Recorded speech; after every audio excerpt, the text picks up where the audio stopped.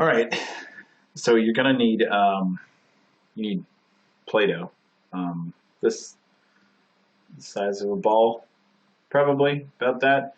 If you don't have Play-Doh, you can use plumber's putty. Although I feel like most people probably don't have plumber's putty if they don't have Play-Doh. More likely you'd have Play-Doh than plumber's putty, but if you don't, you can use that. It would work.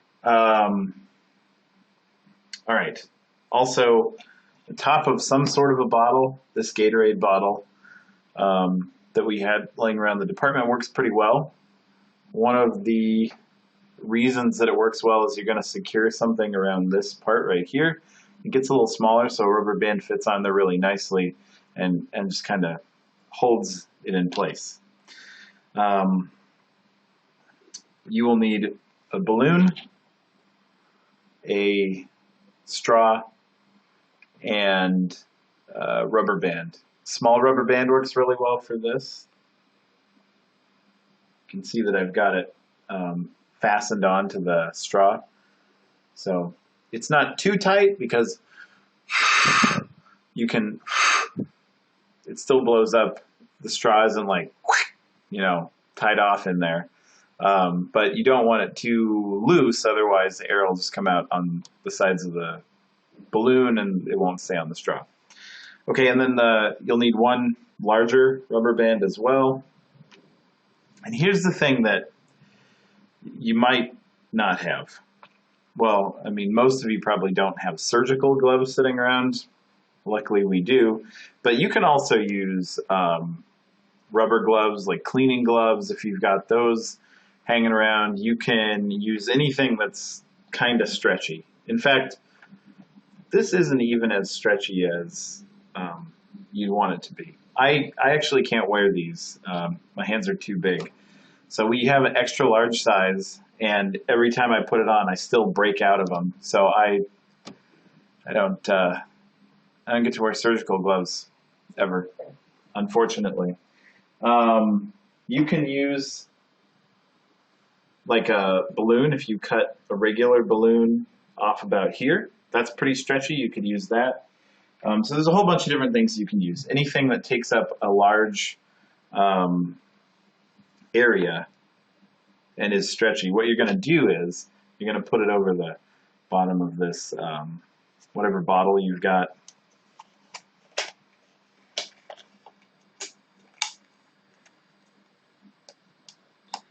So there's that. Now it's covering that. And then see, the rubber band will fit really nicely in that channel. So if you have a Gatorade bottle, you can use that. If you don't, anything's fine.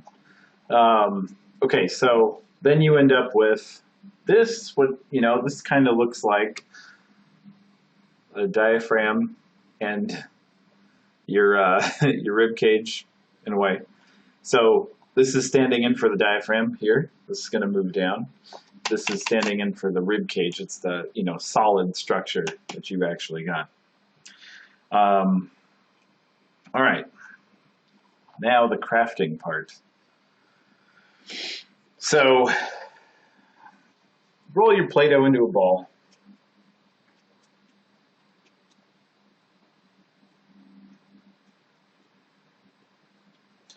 If you've got a big enough amount, it'll just kind of stick in there. This isn't quite big enough, so it needs to be a little bit flatter. But what you want is you want to take up all the space to avoid air from moving in and out, right? You only want the air to go where you want it to go. That's a little bit better. Takes up the entire area of the mouth of the bottle. All right. It says on the instructions, you'll see that it says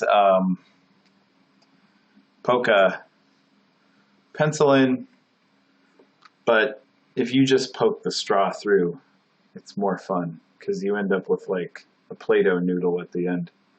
So, okay.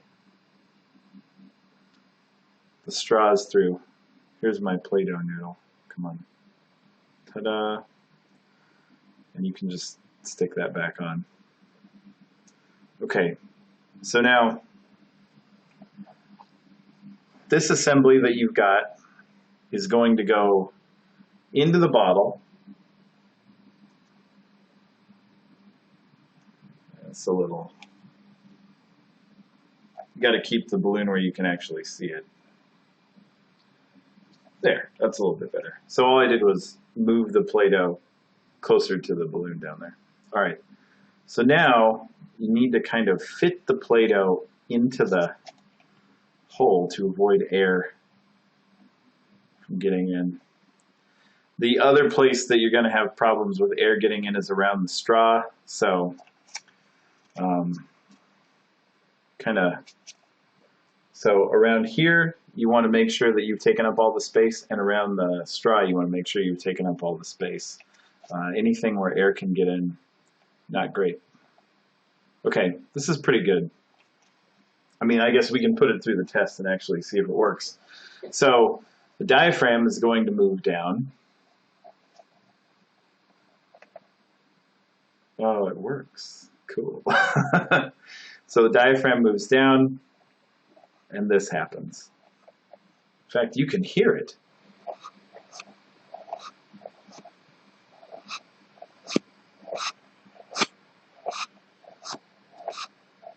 Yeah, it's breathing. So this is what's happening inside of your body. So the questions that you have to answer are, what does the intact balloon represent? So this one in here. What does the straw represent? And then, you know, those are on your worksheet. The rest of these questions are on your worksheet as well. Go ahead and answer them. Once you've answered them, you're going to get access to a video where I answer them for you. So you'll be able to go back and change your answers and get 100%, but I want you to go through, try to answer them, just like the quizzes, right? Do one try all the way through, see what happens. And then watch the answers, see what happens there. Then go back, change your answers, use the worksheet for studying because all this is going to be on the exam, and you'll be fine. All right. Have fun making a breathing system.